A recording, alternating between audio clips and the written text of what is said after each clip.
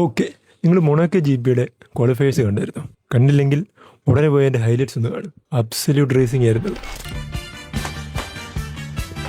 അപ്പോൾ Canadian grand പ്രി വരെ കിമി ആൻ്റണലി നല്ലതായിട്ട് പെർഫോം ചെയ്തു. കുറച്ച് ലക്കുണ്ട്. ജോർജ് റസലിന് മൈന്യൂട്ടായിട്ടുള്ള കുറേ മിസ്റ്റേക്ക് പറ്റി, അതിനിടയ്ക്ക് പെനാൽറ്റിയും കാര്യങ്ങളൊക്കെ കിട്ടി. അതുകൊണ്ട് കിമി ആൻ്റണലി പെർഫോം ചെയ്തതെന്ന് നമുക്ക് പറയാം. പക്ഷെ മൊണാക്കോ വാസ് ഡിഫറെൻറ്റ്.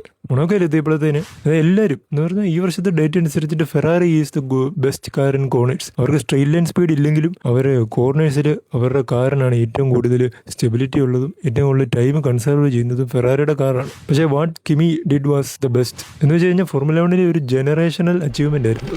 ഓക്കെ, കിമിയുടെ ഈ ഒരു അച്ചീവ്മെൻറ്റിൽ ഏറ്റവും വലിയ ഹൈലൈറ്റ് എന്താണെന്ന് വെച്ച് കഴിഞ്ഞാൽ കിമി ആൻ്റണലി നിലവിലെ ഫോർമുല 1 ഒരു ലെജൻഡ് എന്ന് വിശേഷിപ്പിക്കാവുന്ന ലൂയിസ് ഹാമിൽട്ടണെയും പിന്നെ ഒരു റീനിങ് വേൾഡ് ചാമ്പ്യനായിട്ടുള്ള മാക്സ് വെർസ്റ്റാപ്പിനെയും പിന്നിലാക്കിയിട്ടാണ് ഈ ഒരു പോൾ പൊസിഷനിൽ വന്നിട്ടുള്ളത്. അതുമാത്രമല്ല, ഈ വർഷം മൊണാക്കോ ജി പിയിലേക്ക് ഒരു റെവ് 1 എന്ന് പറയുന്ന ഒരു സ്പെഷ്യൽ ടൈപ്പ് ഓഫ് എഞ്ചിനും കൂടെ മാനുഫാക്ചർ ചെയ്യാൻ വേണ്ടി ടീംസിനോട് പറഞ്ഞിട്ടുണ്ടായിരുന്നു. കാരണം മൊണാക്കോ ജി പി ഒരു സ്ട്രേറ്റ് സർക്യൂട്ടാണ്, ബാരിയേഴ്സ് എല്ലാം അടുത്തടുത്താണ്. എന്ന് പറഞ്ഞാൽ മില്ലിമീറ്റർ പ്രിസിഷൻ വേണ്ട ഒരു റേസിംഗ് കോഴ്സാണ് മൊണാക്കോയിലുള്ളത്. അതുകൊണ്ട് തന്നെ കാറിന്റെ പേസ് അനാവശ്യമായിട്ടുള്ള സ്ഥലത്ത് കൂടിക്കഴിഞ്ഞാൽ അത് ക്രാഷിന് കാരണമാവും. അതുകൊണ്ട് റെവ് 1 എന്ന് പറഞ്ഞാൽ എന്ന് വെച്ച് കഴിഞ്ഞാൽ സാധാരണ പറഞ്ഞാൽ 2026 റെഗുലേഷൻ അനുസരിച്ചിട്ടുള്ള എഞ്ചിൻ അല്ലാതെ അതിനേക്കാളും പവർ കുറഞ്ഞിട്ടുള്ള ഒരു പവർ യൂണിറ്റ് മാനുഫാക്ചർ ചെയ്യാനായിട്ട് ടീംസിനോട് പവർ യൂണിറ്റ് മാനുഫാക്ചറേഴ്സിനോട് FIA പറഞ്ഞിട്ടുണ്ടായിരുന്നു. അപ്പോൾ ഈ റെവ് 1 എഞ്ചിനാണ് എല്ലാ ടീംസും യൂസ് ചെയ്തത്. അതുകൊണ്ട് തന്നെ മെഴ്സിഡസിന് ഓൾറെഡി ഉണ്ടായിരുന്ന ഒരു എഞ്ചിനുണ്ടായിരുന്ന ഒരു അഡ്വാൻറ്റേജ് ഉണ്ട്.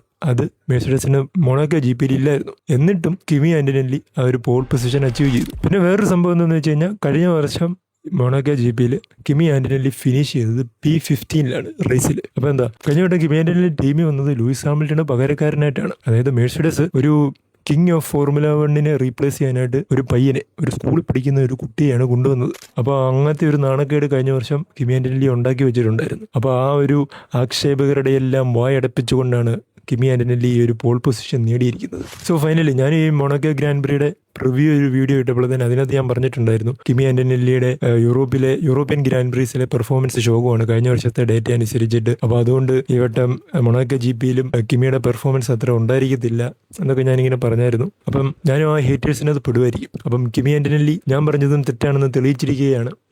Anyway, proud of you. അപ്പം നിങ്ങളും കമൻറ്റ് ചെയ്യൂ, ക്വാളിഫയേഴ്സ് കണ്ടിട്ട് നിങ്ങൾക്ക് എന്താണ് തോന്നിയത്?